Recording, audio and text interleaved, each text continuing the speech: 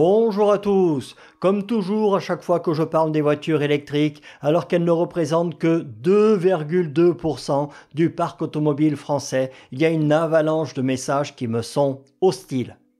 Et vous savez quoi? Ça me fait plaisir. Aujourd'hui, on va parler d'un sujet qui va bien au-delà de la marque concernée et qui devrait très fortement inquiéter tous ceux qui ont des voitures connectées. Mais tout d'abord, je vais vous présenter l'un de leurs autres produits bientôt.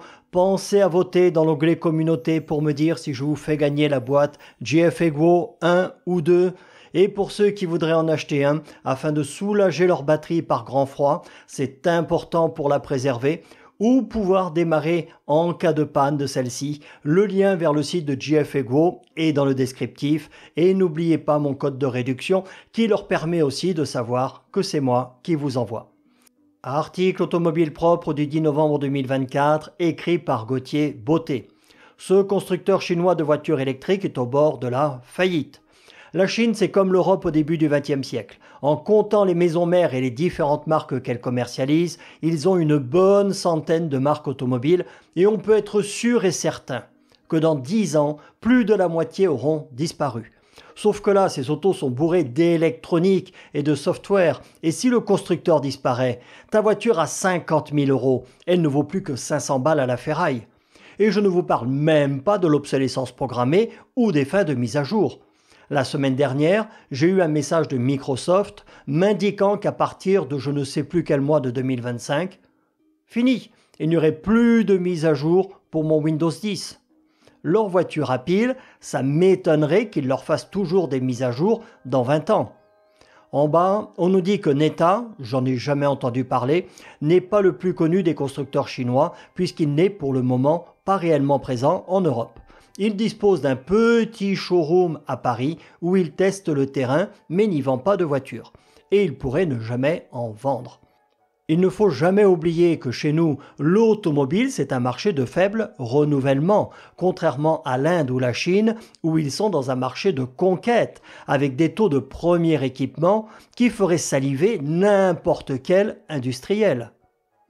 Page 2, on évoque souvent la création de nouvelles marques chinoises, mais d'autres disparaissent également. La prochaine sur la liste pourrait bien être Neta, qui prévoyait une arrivée en Europe en 2025. Quelle chance elles auraient, ces petites marques, face à des géants comme BYD qui peuvent dépenser une fortune en communication et implanter 50 points de vente par pays en un mois s'ils le veulent. C'est pas avec 1, 2 ou 3 points de vente que tu vas donner confiance aux clients et t'implanter dans un pays. Plus bas, malgré une offensive de nouveaux véhicules assez notable ces dernières années, les ventes ne décollent pas. Je ne le leur fais pas dire.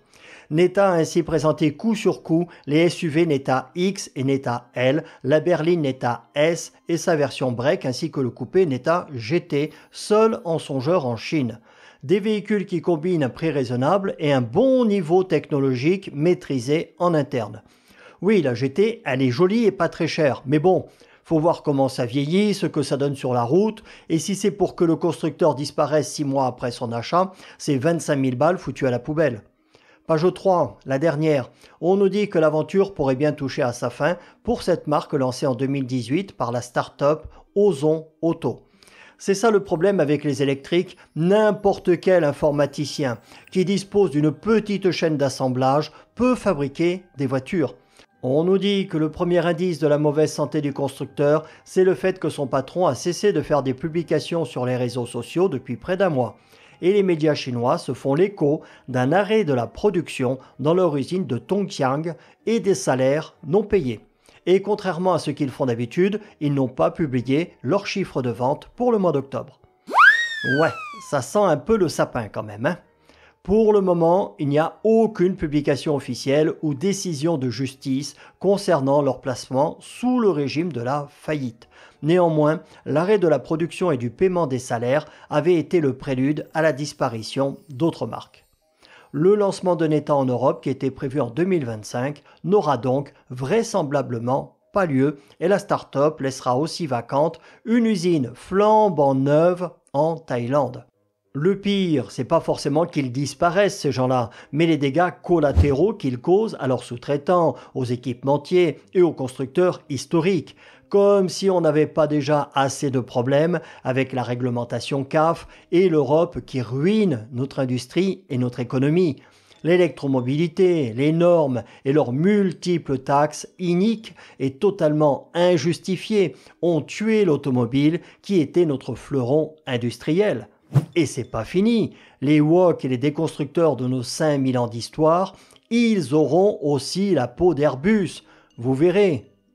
N'oubliez pas de voter, vous abonner, partager les vidéos et les commenter. YouTube référencie très mal les chaînes comme la mienne. Sauvegardons la liberté d'expression. Salut à tous.